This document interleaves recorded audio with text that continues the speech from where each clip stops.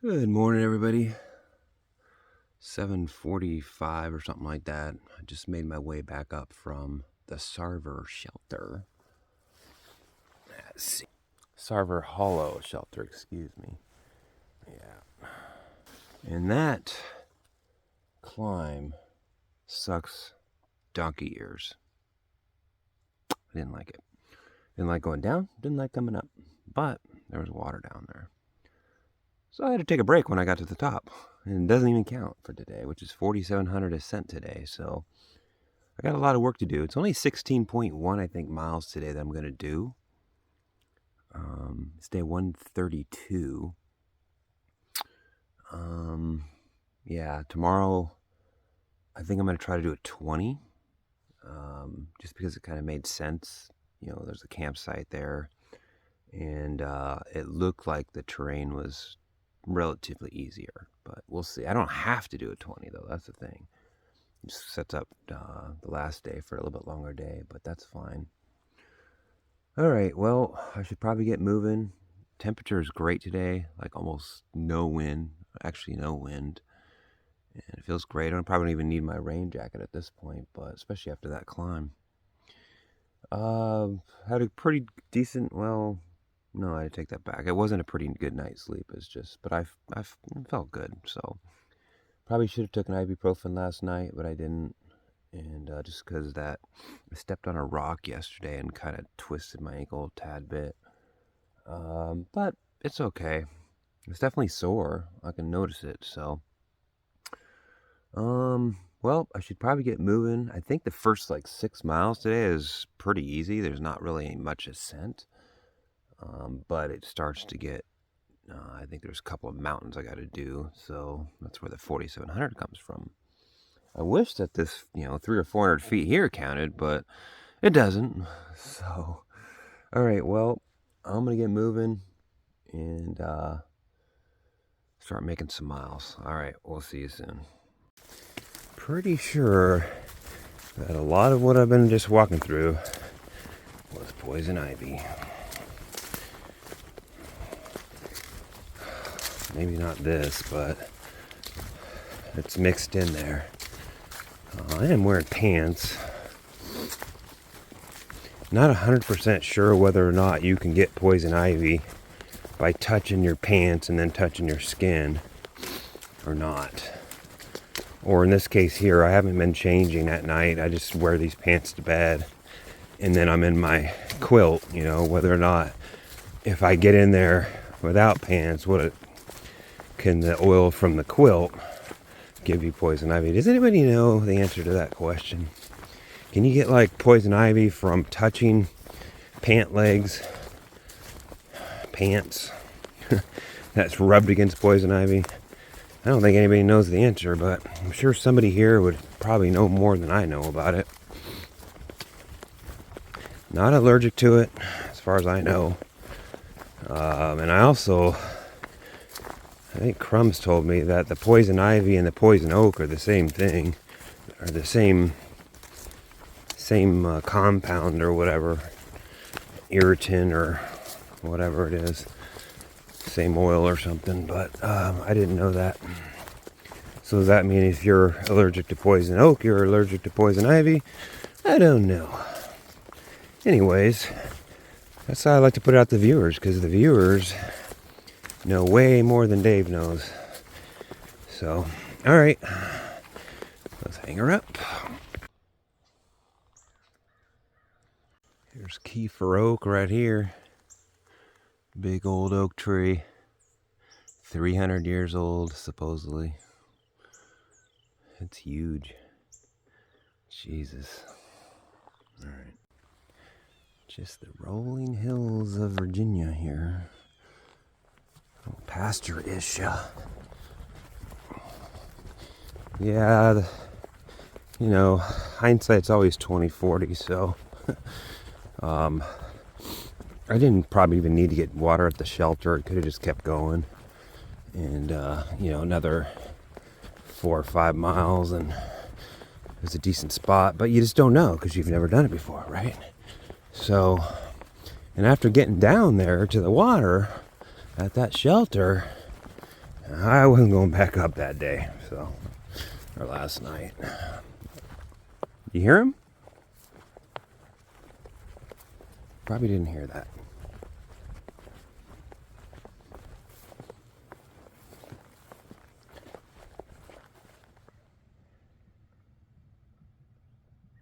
Huh. Well, right before about 3 of them took off into they're trying to hide. And they this is funny. They had their own sound effects apparently.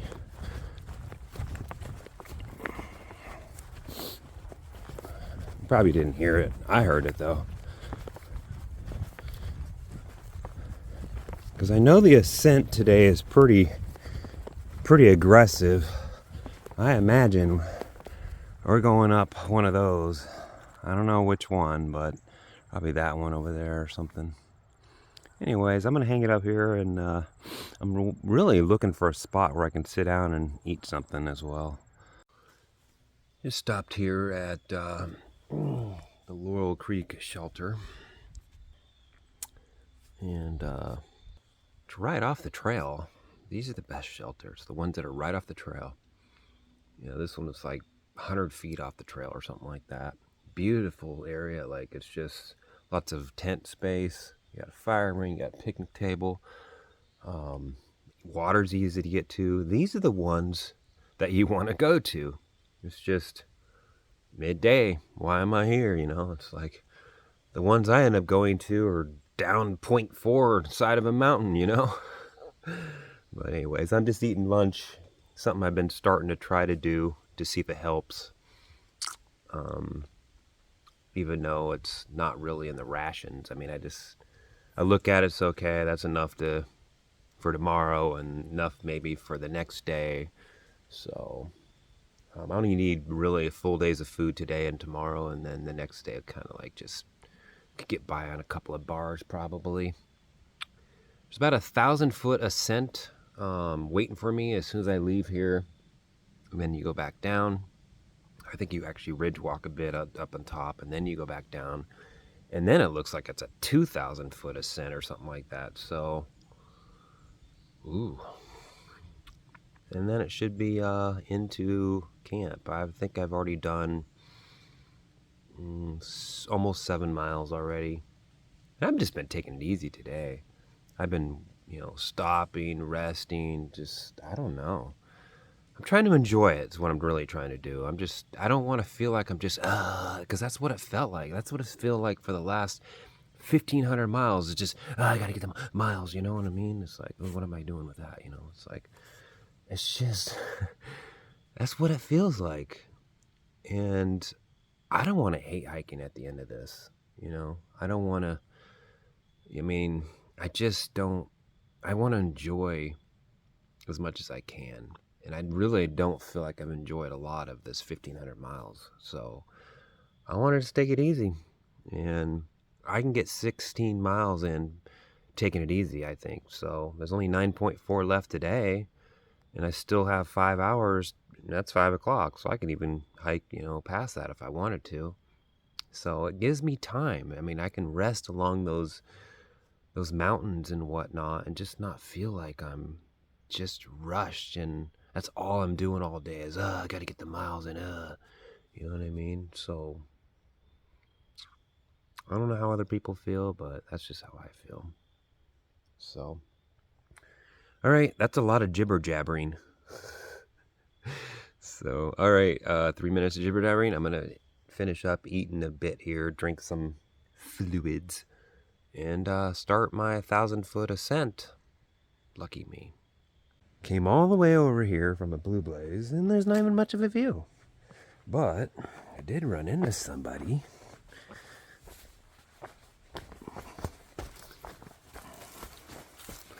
Who did I run into on this blue blaze?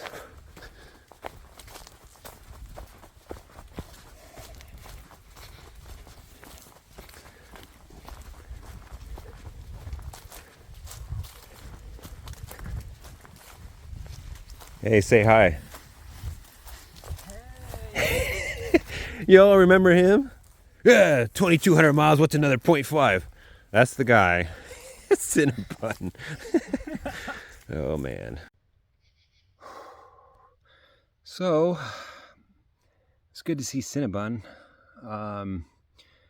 Last time you saw him in a video was at the Madison Hut. And then that morning I saw him. The next morning I saw him, and he took a blue blaze, and we never saw him again. And he's been playing catch up the entire time. 1,000 miles ago. Probably about 1,000 miles ago was the last time I saw him. So the funny thing is he came into the shelter last night. They woke me up, actually, both of them. They came in at like 8:30 at night and woke me up, and I heard them talking. You know, like, there's no flat spots. We'll sleep in the shelter, blah, blah, blah, blah. And then this morning, I get up. I go in the shelter to get my food bag down.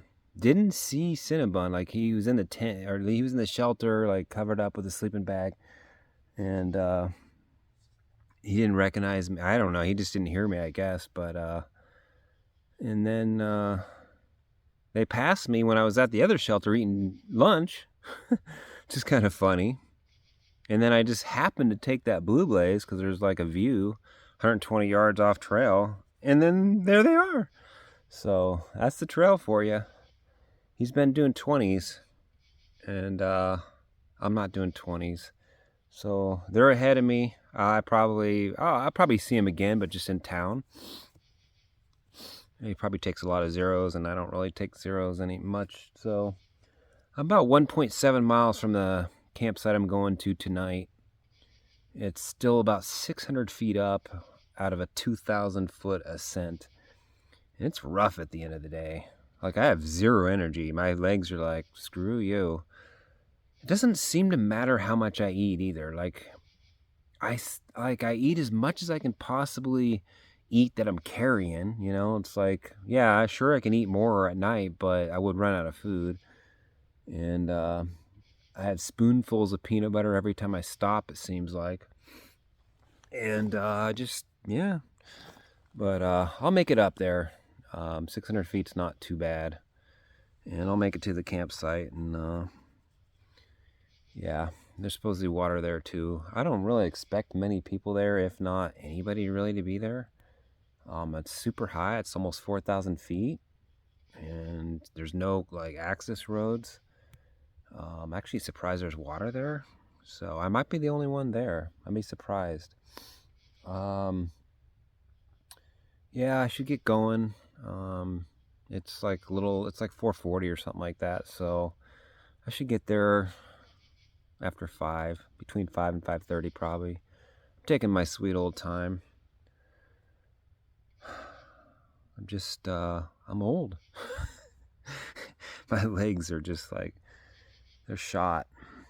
46, 4,500, 4,700 ascent in a day is hard. It's a lot. It's a lot of work. It's the lack of energy that makes it hard. So it's just, yeah, it requires a lot of calories, and I just don't have them. I don't have the storage for it, apparently. But like, if this is a day out of town, like if I just came out of town, this day would be a lot easier. That's for sure. So I probably need to eat more in town as well. But I mean, I'm only there for so long. I just need to eat more. But section hikers really don't understand what I'm talking about because they don't really have to deal with it. You know, they're pretty much come in, do like a little small section, and their body really, you know, they might not even run out of, you know, the stored energy. But anyways, I should probably quit jibber jabbering, and I should get up there and set up camp. I'm hoping there's some views at the top too, so if there is, I'll get those in the video. All right, let's hang her up here. Well, in the tent here, I'm at this unofficial campsite here, and nobody here but me, so I don't like this. I don't know. I just don't.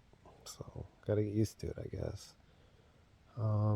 Everybody went to the shelter. Like, there was 5 people that were here when I was here, kind of setting up and stuff, and they all decided to go like another 5 miles at like 6 o'clock, 6:30 or something, hiking at night and stuff, and I was just not. It's already dangerous enough hiking during the day for me that just at night it's even worse. Yeah, I have a night light and all that, headlamp, but it's still hard to see, so, and I probably couldn't keep up with them. Plus, by the time you get there, it's so late, you got to set everything up, and, and then they get up at 7 o'clock, and it's like, I need the downtime. My body needs the downtime, so, I didn't even look at the mileage today. I said it's like 16.9, I think, so, should be, I got to look at the mileage tomorrow, but, should be a pretty good day tomorrow, and then should be pretty light work the day after. So, all right, I'm gonna hang this video. I'm gonna hang it up and edit the video, and we'll see you tomorrow.